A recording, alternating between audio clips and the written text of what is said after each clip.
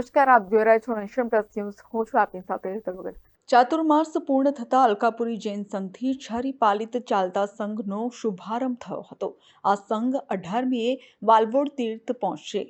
વડોદરાના ગાય સર્કલ અલકાપુરી જૈન સંઘથી આચાર્ય પૂર્ણચંદ્ર સાગર સુરેશ્વરજી મહારાજની નિશ્રામાં સાધુ સાધ્વી ભગવંતો સહિત ચતુર્વિધ સંઘનો વાલવોડ તીર્થનો છરી પાલિત જૈન સંઘ વાજતે ગાજતે નીકળ્યો હતો. બાકી ભગવાનનો રથ અને આનંદ સાગર મહારાજની મૂર્તિએ ભારે આકર્ષણ જમાવ્યું હતું. સંઘ નીકળતા પૂર્વે ગુરુવંદન કર્યું હતું અને સંઘ નિર્વિઘ્ને સંપન્ન થાય તે માટે વિધિ વિધાન કરવામાં આવ્યા હતા, જેમાં ટ્રસ્ટી પ્રશાંતભાઈ શાહ, જયેન્દ્રભાઈ શાહ, જીઆરડી શાહ, પરેશ કોઠારી, પંકજ સરવૈયા સહિતના અગ્રણીઓ જોડાયા હતા. કારતક સુદ પૂનમ આજે સિદ્ધાચંદ્ર યાત્રાનો પ્રારંભ થાય. આજે સંયમ જીવનમાં રહેલા શ્રમણ અને શ્રમણી ભગવંતો સરસ મજાની વિહાર યાત્રાનો પ્રારંભ થાય.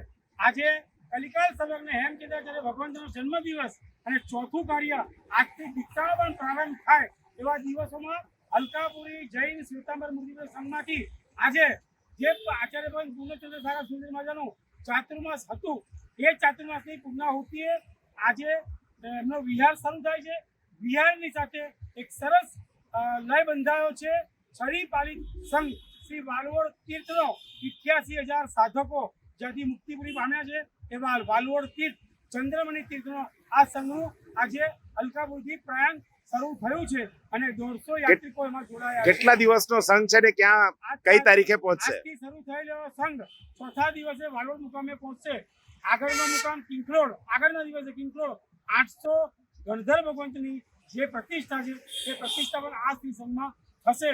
અદ્ભુત સંઘ અને અદ્ભુત માહોલ સર્જાયો છે. માળનો કાર્યક્રમ શ્રી વાલવોડ તીર્થે 18 તારીખ સોમવારના દિવસે બરાબર 8 કલાકે શરૂ થશે. બોલો જીન શાસન. Bureau report Nation Plus News Vadodara.